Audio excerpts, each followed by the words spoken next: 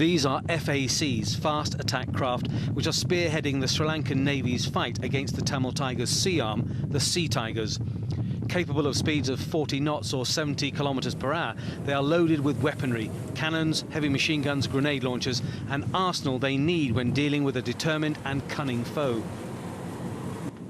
These are the Sea Tigers in action, filmed by their own people during an attack.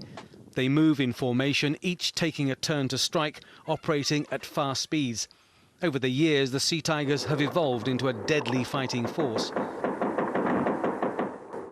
But since last August, the Sri Lankan Navy has claimed a number of successes, taking control of much of the area around its main naval base in Trincomalee.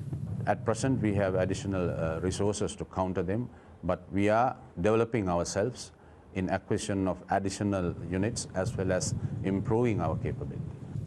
In the last year, they say they've sunk 10 Sea Tigers craft, inflicting, they claim, hundreds of casualties. But they have lost 114 men and a number of boats of their own. Their biggest threat, though, is from waterborne suicide bombers. The Sea Tigers' suicide craft are almost impossible to detect. They're very dark, they're very low in the water, they can't be picked up by radar. The only way to find them is by heat-detecting systems. But even then, they're travelling so fast, they're almost impossible to shoot. This action again was filmed by the guerrillas. Sea Tigers' craft engaged the Navy, and then suddenly the boat is struck and holed by a suicide bomber. Within minutes, it sinks. The dead are left floating. For those who faced a suicide attack, it's an experience which stays for life. So when the attack boat hit us, if our maneuverability is restricted, if it reduces our speed, then that's it, you're gone, because the suicide craft is going to come and ram on you. It's modelled on an American stealth bomber, but this is a suicide boat packed with explosives, and this, their latest development, a human torpedo contraption designed for suicide attacks.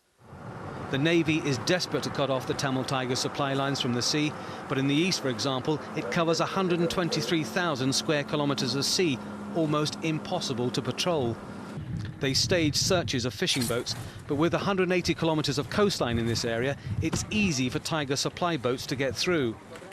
The potential and the network and the sea transportation is something that the foreign countries, organizations can prevent by way of controlling their finances, by way of purchasing of items, and by way of boarding them into vessels. For the fishermen and the economy, this war has been a disaster. The once tranquil waters around this paradise island are regularly the scene of death and destruction. And before this conflict is resolved, many believe the final battle will be at sea. Tony Bertley, Al Jazeera, Trincomalee, Sri Lanka.